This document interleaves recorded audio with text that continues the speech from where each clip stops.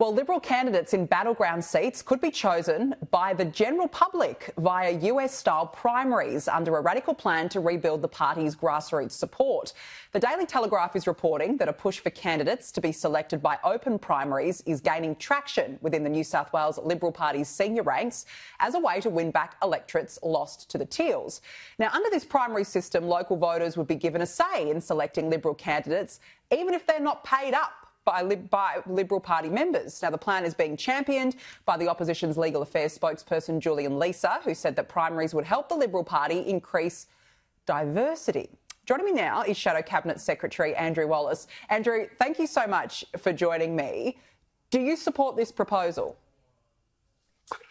Well, what I support, Danica, is this is an opportunity for the Liberal Party, for the parliamentary wing of the Liberal Party to look at all options to try and get an appeal to more Australians. You know, we had an absolute trouncing at the last election, and I think we need to have a position that all options are on the table. And I think when you look at what has happened over the last couple of terms, the Teals have done this very well. They have engaged with the broader community first, and in engaging with the broader community, they've then gone on and found a candidate. And we kind of do the opposite in the Liberal Party. We find a candidate and then expect them to go out. So, look, I haven't made a view on this yet. This is something that's been put forward by my colleagues, Julian Leeser, my friend and colleague Julian Leeser.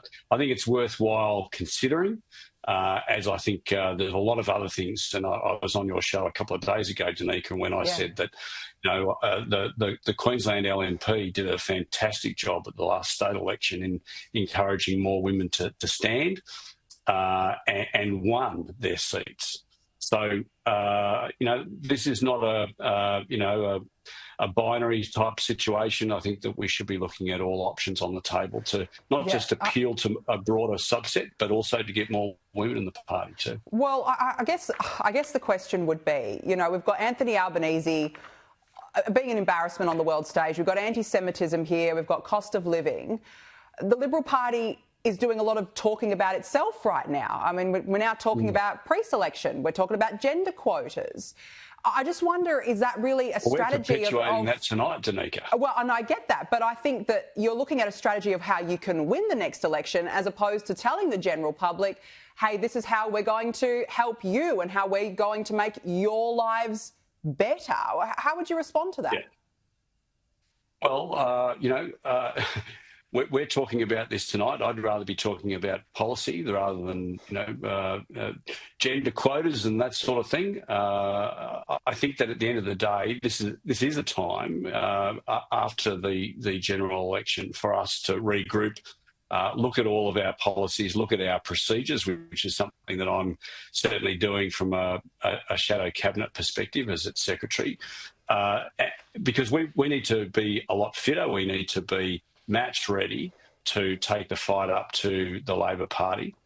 But look, you're right. We do need to be talking more about the community and how we're going to be representative of them and service them better and keep the government to account. God knows they're giving us enough ammunition, and really did in the last election give us plenty of ammunition to take the fight up to them. But, look, I would just say, bear with us. This is an opportunity for us over the next little while to really look and see how we can do things better. The last thing we should be doing is rushing into anything this shortly after the general election. And as I said, I think we should keep all options on the table with a lot of things. All right. I want to move on to some of the issues of the day. I've got to say the Prime Minister had a real hissy fit of a day, Andrew. He was snapping at about every question that reporters asked of him. Here he was on anti-Semitism. Jewish community leaders say that the $60 million in funding supplied earlier this year for safety improvements is insufficient and they need more CCTV and guards outside places of worship or schools. Is your government prepared? Well, who is saying that?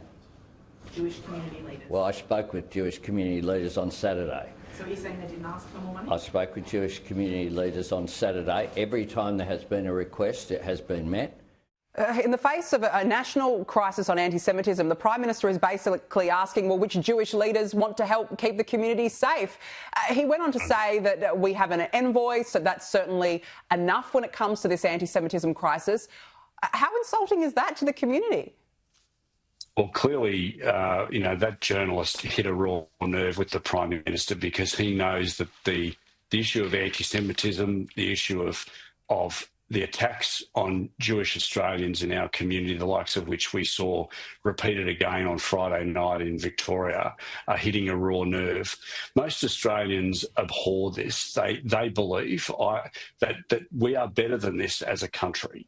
And we are finding ourselves in this awful situation where hate is being levelled at Jewish Australians.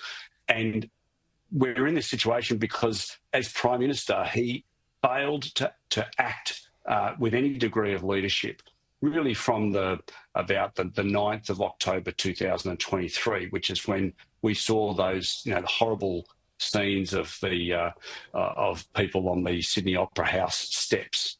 And ever since, the Prime Minister has been dragged kicking and screaming on issues of anti-Semitism. He couldn't mention the very thought of anti-Semitism without comparing it to other forms of racism.